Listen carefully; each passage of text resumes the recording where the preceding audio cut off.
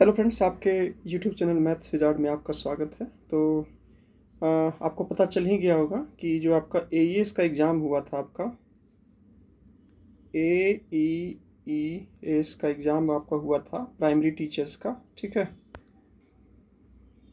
उसका रिज़ल्ट जो है, उसका रिज़ल्ट मतलब उसमें आपने क्या स्कोर किया है, उसका स्कोर कार्ड जो है वो रिलीज़ किया जा चुका है, ठीक है। तो उसी के विषय में हम लोग बात करेंगे। मैंने भी इस एग्ज़ाम के लिए अपीयर किया था, मैंने भी एग्ज़ाम दिया था। जैसे कि आपको पता है कि इसका एग्ज़ाम जो है आपका 20 और 30 मार्च के आसपास आपका इसका एग्ज़ाम हुआ था, ठीक है। तो मैंने भी इसका एग्ज़ाम दिया था और उसका स्कोर कार्ड जो है आ चुका है, ठीक है। तो उसी स्कोर कार्ड के बारे में बात करेंगे। तो जैसे कि आप देख रहे हैं स्क्रीन पर कि ये पोस्ट नेम है आपका प्राइमरी टीचर। आप यहाँ देख सकते हैं कि नॉर्मलाइज सीबीटी रिजल्ट है। नॉर्मलाइज मतलब यहाँ पर आपका नॉर्मलाइजेशन हुआ है। टीजीटी और पीजीटी में जो है आपका नॉर्मलाइजेशन नहीं हुआ था, क्योंकि टीजीटी और पीजीटी का जो डिफरेंट पोस्ट का एग्ज़ाम हुआ था वो आपका जो है वो एक ही शिफ्ट में हुआ था। लेकिन यहाँ पर प्राइमरी टीचर का जो एग्ज़ाम था वो लगभग 4 शिफ्ट में हुआ था। 29 मार्च को 2 शिफ्ट में और 30 मार्च को 2 शिफ्ट में आपका पेपर हुआ था। तो इसी के विषय में हम लोग बात करेंगे। तो यहाँ पर नॉर्मलाइज स्कोर, तो इस नॉर्मलाइजेशन में क्या होता है कि कुछ मार्क्स किसी का बढ़ता भी है और कुछ मार्क्स किसी का घटता भी है। और चूंकि इसमें आपका नेगेटिव मार्किंग नहीं था, तो मेरे ख्याल से जो है वो सारे के सारे कैंडिडेट जो थे इसमें लगभग जो है आपके 100 क्वेश्चन में से 100 क्वेश्चन को ही जो है वो बना करके आए होंगे। तो किसी के मार्क्स बढ़े होंगे और किसी के मार्क्स घटे होंगे, लेकिन मेरे को ज़्यादा चांसेस लगता है कि कुछ के मार्क्स घटे भी होंगे, ड्यू टू कि उसमें एक्यूरेसी होता है ना, कि आप जितना सही मार्क्स सही क्वेश्चन का आंसर लगाइएगा उसके अकॉर्डिंग आपका मतलब अगर आपकी एक्यूरेसी सही है कि आपने सही पर ज़्यादा क्वेश्चन को टिक लगाए हैं, बाकी स्किप किया, तो होंगे ऐसे कुछ कैंडिडेट जो कि वेल श्योर होंगे और कुछ क्वेश्चन को वो छोड़ दिए होंगे। तो हो सकता है उस केस में मतलब अगर आपकी एक्यूरेसी बहुत सही है तो उस केस में आपने सही क्वेश्चन के आंसर कोई सही ही आंसर लगाया, बाकी आपने नहीं लगाया है, तो इस केस में जो है आपके नॉर्मलाइजेशन में मार्क्स बढ़े होंगे। लेकिन अगर आपने पूरे के पूरे जो है अगर आप स्कोर किए होंगे मतलब पूरा आपने क्वेश्चन ये मतलब अपीयर किया होगा, पूरे क्वेश्चन को टच किए होंगे, तो उस केस में हो सकता है कुछ ना कुछ मार्क्स आपको घट सकते हैं। मेरे ख्याल से सारे लोग जो है वो 100 आउट ऑफ 100 क्वेश्चन बना करके आए ही होंगे। अब क्या किए होंगे वो तो अलग बात है। तो ये मेरा रिज़ल्ट है, मैं आपको बताता हूँ इसमें कुछ क्या क्या दिया हुआ है, ठीक है।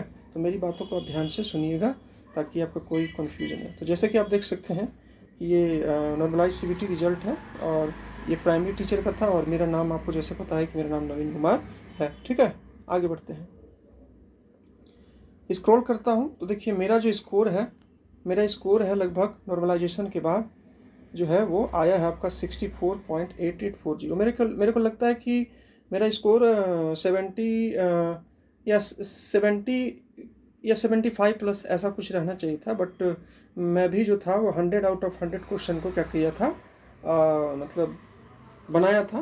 तो हो सकता है उस केस में मेरे जो है एक्यूरेसी की वजह से मेरे मार्क्स घटे भी होंगे, ठीक है। ये हो गया। उसके बाद जो है आगे मैं दिखाता हूँ, आगे मैं आपको बताता हूँ कि क्या क्या टर्म एंड कंडीशन है, उसके बारे में बात करेंगे। चलिए आगे जब स्क्रॉल करते हैं तो आगे देखिए इसमें लिखा हुआ है कि a list of qualified candidate shall be prepared for the categories under each of the post based the following, ठीक है। मतलब अभी तो स्कोर आपको दिया है, इसमें आपको क्या करना, मैं अब आगे आपको वीडियो में बताऊंगा कि आप कैसे स्कोर जो है वो चेक कर सकते हैं, ठीक है। तो इसमें आप अभी स्कोर आपको दिया गया है, फिर आपको आगे अभी मैं आपको बताता हूँ कि कौन से कैंडिडेट जो है वो शॉर्ट लिस्टेड के पात्र होंगे, कौन कौन कैंडिडेट को शॉर्ट लिस्टेड किया जाएगा, उसका टर्म एंड कंडीशन क्या है, तो आगे मैं आपको बताता हूँ। तो कुछ देखिए वही आपको बताया। आगे जब मैं स्क्रॉल करता हूँ इसको तो यहाँ पर आप देख सकते हैं, देखिए अब मैं जो बात बोलूँगा आप उसको ध्यान से सुनिएगा, फिर आप क्या कीजिएगा, कमेंट बॉक्स में पूछिएगा कि मेरा इतना मार्क्स है, आई एम एलिजिबल और नॉट एलिजिबल। तो मैं कुछ आपको बात बोलूँगा। ये तो बात मेरे को जब ये इसका जो टीजीटी का रिज़ल्ट आया था उस समय मेरे को पता नहीं था, बट जब ये आपका अभी जो रिज़ल्ट आया और टीजीटी के रिज़ल्ट को मैंने जब देखा था और उसमें शॉर्टलिस्ट कैंडिडेट को देखा था और उससे रिलेटेड मैंने कुछ वीडियो भी बनाया था, तो वहाँ पर जो है आपका कुछ मैंने चीज़ों को ऑब्ज़र्व किया था, तो उसके बेसिस पर मैं आपको बताऊँगा। तो देखिए, पहला कंडीशन यहाँ पर लिखा हुआ है कि for you are an EWS vacancy and you are EWS under unreserved and EWS candidate who scores 60% and above in CBT are eligible for shortlisting। ऐसे कैंडिडेट जो कि अनरिजर्व कैटेगरी से बिलोंग करते हैं, ठीक है, और EWS मतलब कि आपका इकोनॉमिकल वीकर सेक्शन, ठीक है, से बिलोंग करते हैं जो भी कैंडिडेट जो इस कैटेगरी से फॉर्म अप्लाई किए होंगे, अगर उनका मार्क्स 60% है, ठीक है, उनका मार्क्स 60% है सीबीटी में, तो उनको शॉर्ट लिस्टेड किया जाएगा। ठीक है, मेरी बातों को ध्यान से सुनिएगा। 60% है या 60% से एबव है, ठीक है। आगे लिखा हुआ है कि for SC, ST, OBC, PWD vacancies, candidate belongings to SC, ST, OBC, PWD 54% and above in CBT eligible for shortlisting। ठीक है, तो ऐसे कैंडिडेट जो SC से, ST से, OBC से, PWD वैकेंसी से, मतलब आपने अप्लाई किया था SC कैटेगरी से, ठीक है, अगर आपने अप्लाई किया था SC कैटेगरी से, आपने अप्लाई किया था ST कैटेगरी से, या फिर आपने अप्लाई किया था OBC से, या आपने अप्लाई किया था PWBD से आपने अप्लाई किया था, तो ऐसे कैंडिडेट अगर इनका मार्क्स 54% है, यानी कि 54 है या 54 से एबव है, तो आप एलिजिबल हैं, आपको शॉर्ट लिस्टेड किया जा सकता है। ठीक है, ये हो गया बात। 2 पॉइंट आपने सुन लिया। जनरल के लिए 60%, जनरल और EWS के लिए 60% एंड एबव, और OBC SC ST के लिए आपका जो है 50% या 50% से एबव। ये हो गया। चलिए आगे बढ़ते हैं।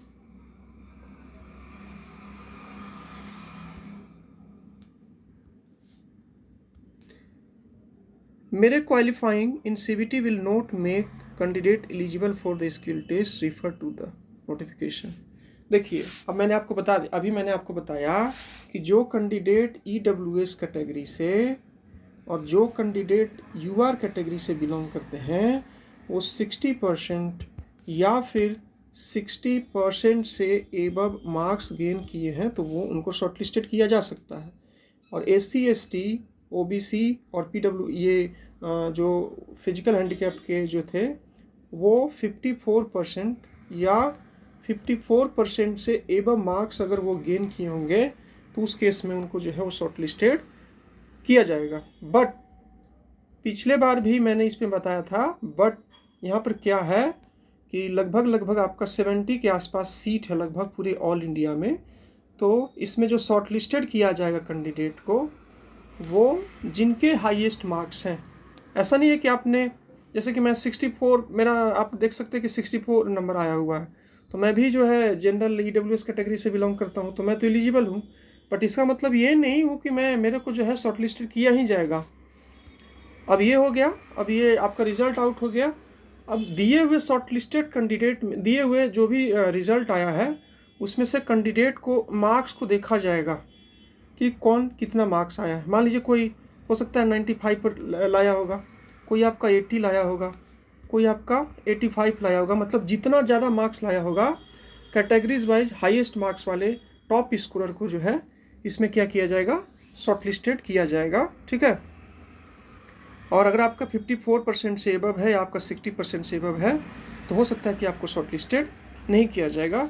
डिपेंड करेगा कि कौन से कैंडिडेट ने यहाँ पर सबसे ज़्यादा टॉप स्कोर किया है। ठीक है, तो जब आपका ये शॉर्टलिस्टेड कैंडिडेट का जो लिस्ट है आएगा, उसी वक्त आपका पता चल पाएगा कि आपको फाइनली शॉर्टलिस्टेड किया गया है कि नहीं किया गया। बाकी जिनका भी मार्क्स आपका 60% और 60% प्लस है, तो आप होप रख सकते हैं कि हो सकता है कि आपको शॉर्ट लिस्टेड किया जाए। और SC ST और OBC में अगर आप बिलोंग करते हैं तो उस केस में भी अगर आपका 54% और 54% से एबव मार्क्स है तो उस केस में आप एक पॉजिटिव बाइट कर सकते हैं कि हो सकता है कि आपको शॉर्ट लिस्टेड किया जाएगा। मैं भी EWS कैटेगरी से बिलोंग करता हूँ, तो या जनरल ही मान लीजिए, तो मेरे भी 64% मार्क्स हैं, ठीक है, 64.88, तो मान के चलिए 65 के आसपास। तो इस मार्क्स को देख करके मैं भी ये होप रख सकता हूँ कि मेरे को भी स्किल टेस्ट के लिए जो है और शॉर्ट लिस्टेड किया जा सकता है, बट मैं वेल श्योर नहीं हो पाऊँगा, क्योंकि हो सकता है कि मेरे कैटेगरी में बहुत सारे कैंडिडेट जो है वो 60%, 70, किसी का 80, 85, 90 भी टॉप स्कोरर होंगे, उनको शॉर्ट लिस्टेड किया जाएगा। तो आप समझ गए होंगे कि मैंने जो बातें आपको बताई होगी, अब बहुत ही अच्छे से आप उसको समझ गए होंगे, और आपने ध्यान से मेरी बातों को सुनना होगा तो आपके सारे डाउट क्लियर हो गए होंगे। आगे बढ़ते हैं। जो इसमें लिखा हुआ है कि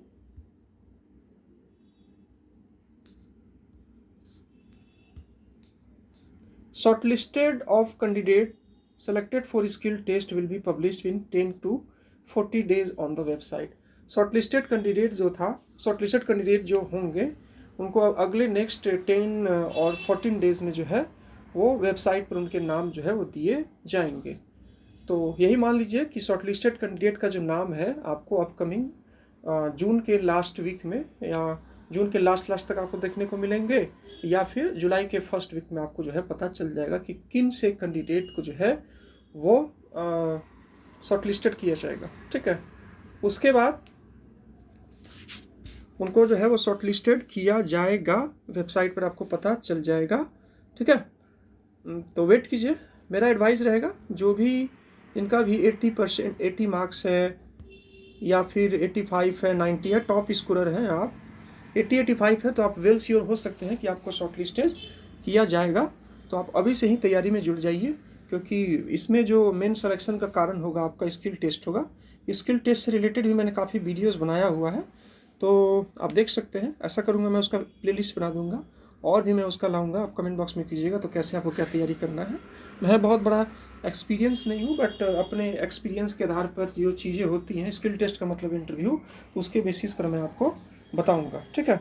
ये बात हो गई। अब चलिए, ये तो सारी बातें हो गई। तो आपको अपकमिंग 10 से 14 डेज में जिनका भी शॉर्टलिस्टेड होगा उनको बता दीजिएगा, नाम आ जाएगा। और आपको जो है आपके टॉप अच्छे खासे मार्क्स बन रहे हैं, तो आपको अभी से तैयारी शुरू कर देनी चाहिए पॉजिटिव होप के साथ। और आपके डॉक्यूमेंट वगैरह अगर आपका कुछ है तो उसको भी थोड़ा सा आप रेडी कर लीजिएगा, तो आपका बिल्कुल भी सही रहेगा, ठीक है। ये हो गई बात। अब आगे मैं आपको बताता हूँ कि अगर आपको रिज़ल्ट देखना है तो आप रिज़ल्ट कैसे देख सकते हैं।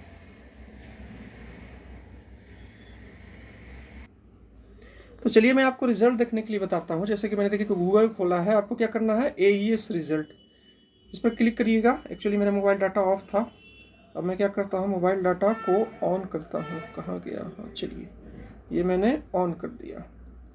ऑन किया, उसके बाद फिर से मैं क्या करता हूँ, ट्राई अगेन, इसको मैंने क्लिक किया। क्लिक करने के बाद आप देख सकते हैं कि आपको जो है एटॉमिक एनर्जी एजुकेशनल सोसाइटी का जो है ये आपका पहला वाला खुला, ठीक है, ये आपका खुला। तो इस पर आपको क्लिक नहीं करना है, इसके नीचे आपको स्क्रॉल करना है, नीचे आपको स्क्रॉल करना है, और ये देखिए ये वाला आपको मिलेगा AES4Flix.in atomic energy educational society का आपको ये मिलेगा, ठीक है। ये जब आपको मिलेगा तो आगे इस पर क्या करना है, आपको क्लिक कर देना है। चलिए इस पर आपको क्लिक कर देना है। क्लिक करने के बाद आपका जो है वो देखिए यहाँ पर कुछ अभी हमने लॉग इन किया हुआ था, तब यहाँ पर मेरा कुछ आया हुआ है। मैं क्या कर देता हूँ, लॉग आउट कर देता हूँ। ये मैंने लॉग आउट कर दिया। अब यहाँ लिखा है कि लेटेस्ट न्यूज़, आप यहाँ देख सकते हैं। देखिए यहाँ पर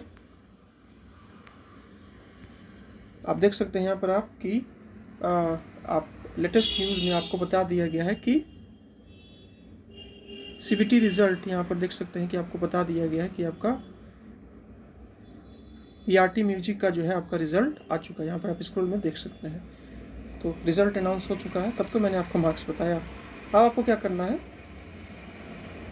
यहाँ पर आपको जाना है, यहाँ जो लिखा होगा आपका click here already click here if already registered, उस पर आपको क्या करना है, क्लिक कर देना है। तो चलिए मैं क्या कर देता हूँ, क्लिक कर देता हूँ। मैंने क्लिक किया। अब चलिए आपको क्या करना है, सेलेक्ट करना है यहाँ पर पोस्ट को। तो पोस्ट को सेलेक्ट करने के लिए आप क्या कीजिएगा, देखिए पोस्ट आपको क्या कर देखना है, आपको प्राइमरी टीचर का। तो आपको प्राइमरी टीचर जो है वो क्या करना पड़ेगा, इस पर क्लिक कर दीजिए, ठीक है। उसके बाद आपको जो है यहाँ पर अपना ईमेल एड्रेस डालना है, ईमेल एड्रेस डालना है, ठीक है। जो जब आपने फॉर्म पिछले साल भरा हुआ था तो यहाँ पर आपको जो है ईमेल एड्रेस को डालना है, ठीक है, जिस ईमेल एड्रेस ने आपने यूज़ किया था। उसके बाद आप नीचे आइए, पासवर्ड आपने बनाया होगा जब पिछले साल आपने फॉर्म फिलअप किया होगा तो पासवर्ड, तो आपको वो पासवर्ड आपको डालना है। फिर आप नीचे स्क्रॉल करिएगा तो यहाँ देखिए सिक्योरिटी कोड है, ये वाले सिक्योरिटी कोड को आपको जो है यहाँ पर क्या कर देना है, यहाँ पर आपको डाल देना है, ठीक है।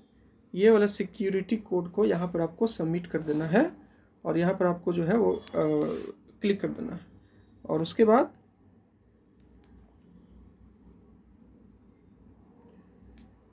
सबमिट कर देना है आपको रिज़ल्ट, ये सबमिट कर देना। तो आपका पूरा जो है वो जैसे मेरा आया हुआ था आपको पूरा वो उस टाइप में आपका रिज़ल्ट आ जाएगा और इस टाइप से आप स्कोर देख सकते हैं।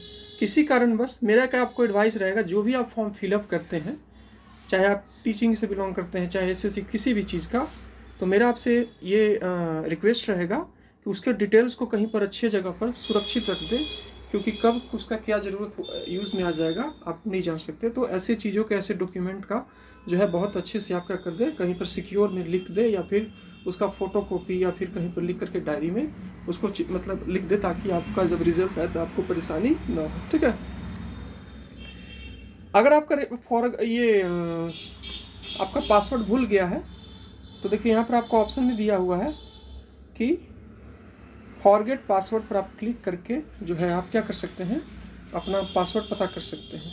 तो चलिए यहाँ पर आप देखिए मैंने इस पर क्लिक कर दिया, क्लिक किया तो यहाँ पर आपको जो है वो क्या करना होगा, अगर आपका पासवर्ड भूल गया तो पोस्ट यहाँ पर आपको सेलेक्ट करना होगा।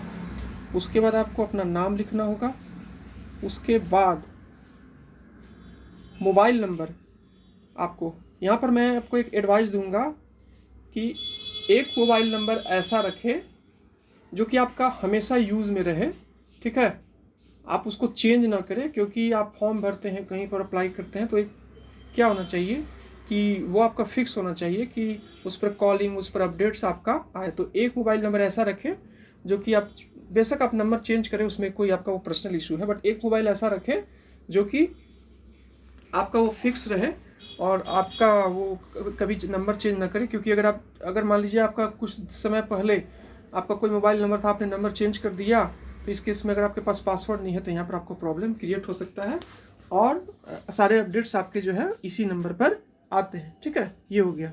तो मोबाइल नंबर यहाँ पर आपको क्लिक कर देना है। उसके बाद यहाँ पर आपको ईमेल एड्रेस अपना क्या करना है, डालना है। और उसके बाद आपको ईमेल एड्रेस और अपना न्यू एंटर पासवर्ड करना है। और उसके बाद आप यहाँ पर जब नीचे स्क्रॉल करिएगा फिर यहाँ आपको कैप्चा डालना है। यहाँ पर आपको कैप्चा कोड डाल देना है और फिर यहाँ पर आपको सबमिट कर देना है। इस टाइप से आप नया पासवर्ड को जनरेट कर सकते हैं और इस टाइप से आपको रिजल्ट को देख सकते हैं, ठीक है। आई होप कि मैंने सारी चीज़ें आपको बहुत ही अच्छे से बता दिया है और आपके किसको शॉर्टलिस्टेड किया जाएगा, किसको शॉर्टलिस्टेड नहीं किया जाएगा, उसके रिगार्डिंग भी मैंने आपको सारी चीज़ें बहुत अच्छे से बता दिया है। तो जिनके भी अच्छे खासे मार्क्स बन रहे हैं तो एक पॉजिटिव होप के साथ आपने पीआरटी के लिए भी केबीएस पीआरटी के लिए भी आपने वहाँ पर किया होगा तो आपके टॉप स्कोरर बन रहे हैं, तो आप निश्चिंत मानिए कि आपको जो है शॉर्ट लिस्ट के लिए बुलाया जाएगा। तो देखिए आगे आगे होता है क्या। और आपका इसमें क्या हुआ था, नॉर्मलाइजेशन भी हुआ था। तो नॉर्मलाइजेशन जो है कैसे क्या हुआ था उसका भी मैं आपको बताता हूँ कि कोई फार्मूला बेसिस पर हुआ था तो उसको भी।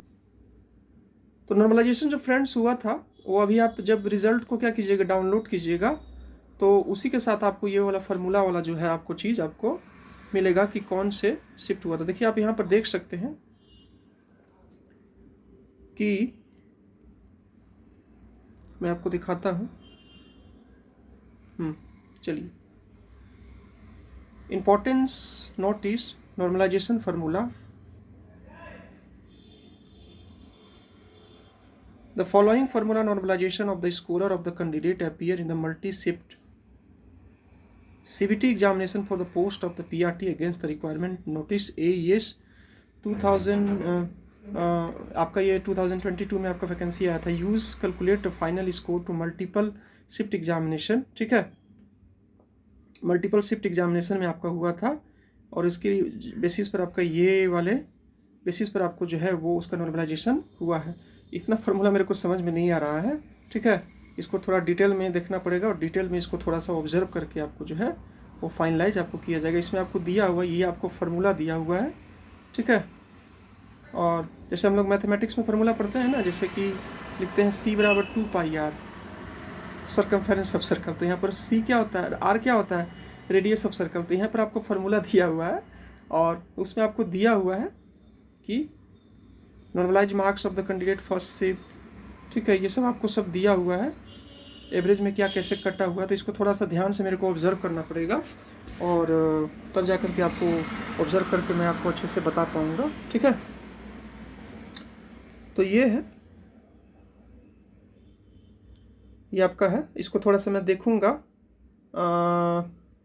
क्या है कैसे है, उसके बाद मैं आपको बता पाऊँगा। तो मेरे को भी ऐसा लगता है कि जो टॉप स्कोरर जो है वो 1995 समथिंग ऐसा कुछ नहीं होगा, ठीक है, इसका सिलेबस भी फिक्स नहीं था।